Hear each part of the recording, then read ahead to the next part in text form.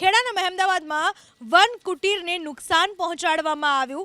જે ઘટના બની છે ખેડાના મહેમદાવાદમાં બનવા પામી છે। પાડોશી ખેડૂતે વન કુટીરને નુકસાન પહોંચાડ્યાનો આરોપ છે।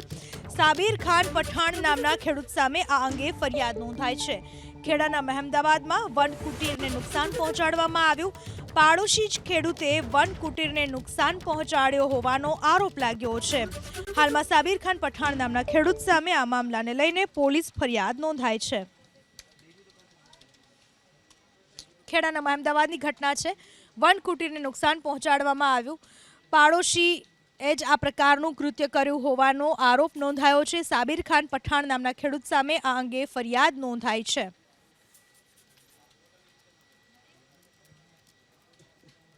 ખેડાના મહેમદાવાદમાં વન કુટીરને નુકસાન પહોંચાડવામાં આવ્યું। જે ઘટના બની છે ખેડાના મહેમદાવાદમાં બનવા પામી છે। પાડોશી ખેડૂતે વન કુટીરને નુકસાન પહોંચાડ્યાનો આરોપ છે।